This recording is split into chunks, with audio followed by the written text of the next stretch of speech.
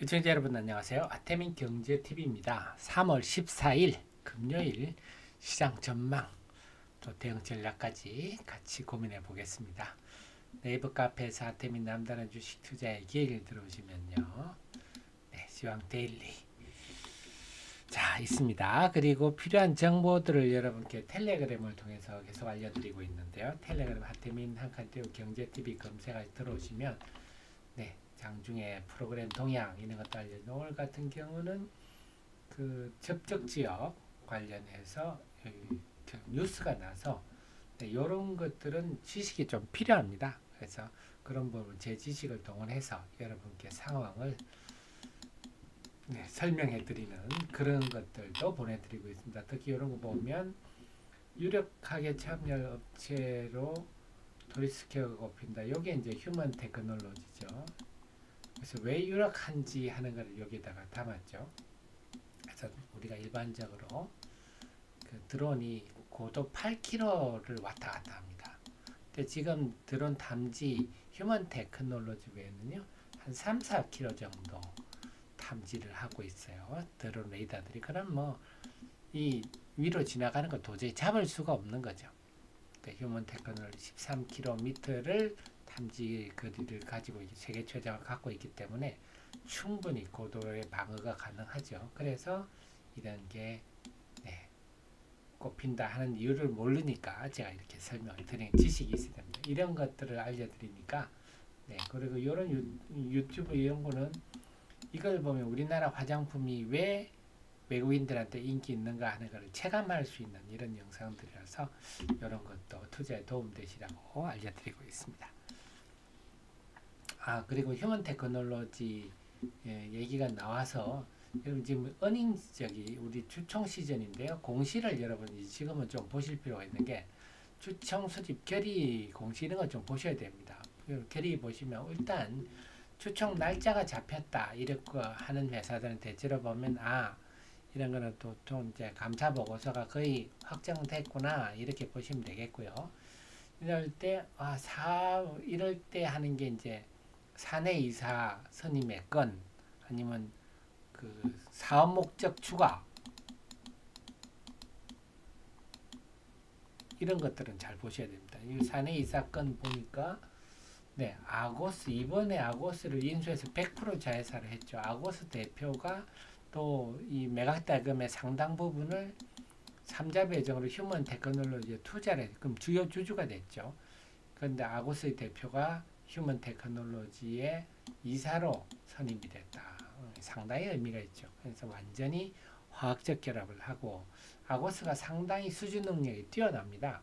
주로 이 회사가 한화 이쪽이랑 많이 하는데요. 앞으로 그 상당한 영업에 큰 역할을 하지 않겠느냐. 이런 것들은 이 삼성 듀레패커드 출신의 아고스 대표 이런 것들 상당히 주가의 긍정적인 요소죠. 이런 것들을 다른 회사도 마찬가지입니다. 주총 소집 결의 이런 공시가 나면 한번 내용을 보실 필요가 있어요. 자, 제가 코스닥 데일리에서 뭐라 그랬죠? 어제 데일리에서 오늘 데일리에서 기술적 반등이다 이렇게 했죠. 기술적 반등이다. 그래서 제가 주 초반에 월화 조정 받을 때 단타 관점에서 공략을 해볼 필요가 있다. 근데 지금은 기술적 반등이라서 이제 반등이 좀 더 이어질지 반락이 될지는 더 지켜봐야 한다 했는데 목요일날 양시장이 강세 출발 후에 음봉이 났어요. 음봉이 났다는 건 종가가 시가보다 종가가 낮았다는 뜻이죠. 참 그래서 반등이 이어지지를 못해. 물론 아직 판단은 이릅니다. 이러다가 다시 양봉이 날 수도 있고 다시 음봉이 날 수도 있어. 아직은 판단이 이릅니다만 여기서 우리 판단을 해야 되는데 하락 종목이 참 많았네요. 코스닥은 1000개가 넘었네요. 이 정도면 생각보다 참 시장이 무겁다 하는 걸 우리가 느낌으로 알 수가 있습니다.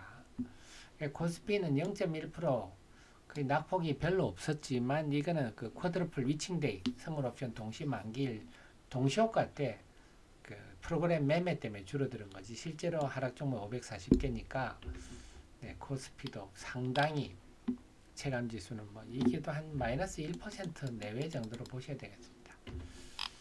근데 이게 우리나라만의 문제는 아니고 요즘 이번 주 보면 아시아 증시가 동조하고 있죠.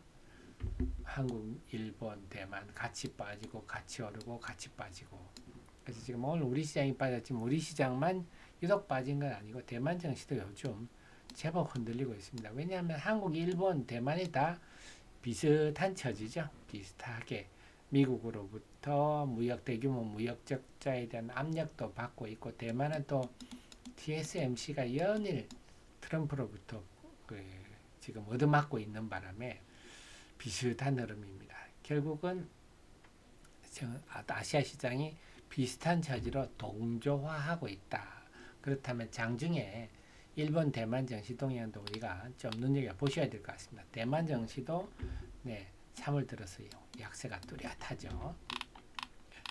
그런데 지금 이제 제일 우리 수급 정면, 그래서 전체적으로 관세 전쟁 등등 이런 정치 경제학적 불확실성도 있지만 수급적으로 봐도 지금 불확실성이 커진 게 연기금이 그동안 참 뒷배가 되어 왔는데 든든한 버팀목이 되어 왔는데 작년 10월 말부터 연기금이 유가증권시장에서 굉장히 순매수를 많이 했습니다. 지금 뭐 그동안 보면 이것만 하더라도 3조 한 8조 정도 순매수했네요. 코스닥 시장도 11월 20일부터 든든하게 순매수를 해줬습니다. 그리고 양시장이 외국인 매물에도 버티는데 큰 역할을 했는데 그런데 지금 외국 연기금이 최근 4월 동안에 유가증권 순매도 이게 얼마만이냐 하면 작년 9월 30일부터 10월 4일 이게 3일 연속 순매도 한 적이 있어요. 그 이후 처음입니다. 그러니까 지금 외국인이 최근 4월 순매도 상당히 이례적이다 이렇게 볼 수가 있고 반면에 코스닥 시장은 그동안 쭉 순매수 해오다가 2월 26일부터 3월 11일까지 9거래일 연속 순매도를 돌았었어요. 이거니까 코스닥이 힘들죠. 그래서 그때 많이도 팔았어요. 1600억 가까이 팔았는데 연이틀 순매수 규모가 만만치 않죠. 물론 이제 3월 13일은 쿼드러플 위칭 데이라서 요건 좀 더 지켜봐야 되겠습니다만 어쨌거나 최근 9거래일 동안 순매도를 막 크게 하다가 순매수로 돌아섰다. 근데 연기금이 코스피에서는 또 이례적으로 순매도로 돌아섰다. 참 그들의 마음을 알 수가 없습니다. 이것만 봐서는 사면 같이 사고 팔면 같이 팔면 우리가 좀 이해가 쉬운데 연기금이 코스피에서는 이렇게 이례적으로 많이 팔고 코스닥은 또 이례적으로 많이 사고 이러니까 참 판단이 애매하다. 어쨌거나 무게중심은 유가증권 시장에 있다고 본다면 유가증권 시장에서 연기금을 4일 연속 순매도 하는 것은 상당히 안 좋은 징조죠. 시장의 든든한 버팀목이 사라져버린. 그렇습니다. 그래서 외국인이 웬만큼 매도하더라도 연기금이 이렇게 3월 10일처럼 사주면 지수가 플러스 날 수도 있고 이런데요. 근데 연기금하고 외국인이 동시 순매도하는 3월 11일 같은 거 보면 지수가 금방 1.3%로 확 빠져버리죠. 참 판단이 애매합니다. 결국은 지금 상황이 연기금도 그럴 겁니다. 지금 판단이 힘들지 않겠습니까? 경제적 상황도 지금 관세 전쟁은 미국하고 EU 오늘 보니까 EU가 미국산 그 위스키에 대해서 50% 관세를 하니까 트럼프가 발끈 화가 나가지고요.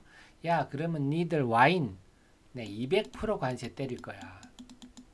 이런 식으로 지금 EU로까지 싸움이 본격적으로 번지고 있고 저 고래 싸움이 어느 정도 되면 또 우리 새우한테 오지 않겠습니까? 일본, 한국, 대만 등으로도 올 거고. 근데 우리는 관세뿐만 아니라 칩스법 지금 반도체 업체들한테 돈 퍼주는 거 이거 역겹다 이렇게 트럼프 대통령이 얘기를 했고 IRA 이거는 뭐 더더욱 폐지를 해야 된다 뭐 이런 얘기도 또 있고 이 불확실성 요인이고 근데 이렇게 한데 우리가 참 총체적으로 잘 대응을 해도 부족한 판에 지금 행정부 공백 아닙니까? 우리나라는 지금 뭐 미국하고 협상할 사람도 없고 근데 지금 사회는 갈등이 뭐 이데올로기 갈등을 넘으면서 체제 싸움 뭐 중국의 나라를 뺏기냐 맡기냐 뭐 이런 분위기까지 가고 있어서 참 우리는 참 그야말로 에너지를 내부에 소비하고 있어서 이렇게 본다면 연기금이 주식시장에 조금 한 발 물러서는 것도 뭐 충분히 이해할 수밖에 없는 그런 상황이다. 근데 어쨌거나 저쨌거나 뭐 이런 정치 경제학적 일을 넘어서 수급에서 연기금이 이렇게 애매한 스탠스를 보이는 것은 주식시장에는 불확실성 요인이다. 그렇다면 이제 앞서 보셨다시피 시장이 아시아 시장 동조하는데 어쨌거나 본다면 나스닥이 중요할 것 같아요. 나스닥의 반등이 이어지느냐 안 이어지느냐.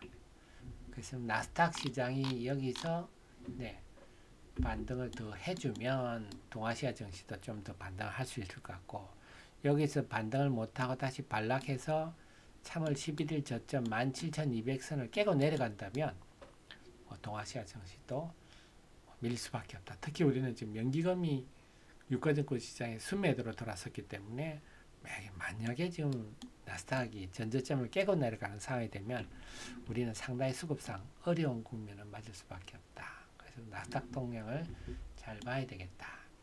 그러니까 지금은 철저히 단타, 단기 매매 위주로만 대응하는 건 당연하겠고, 종목 대응도 그렇습니다. 뭐 방산 여전히 화려한 움직임이고, 뭐 조선 뭐 이런 것들.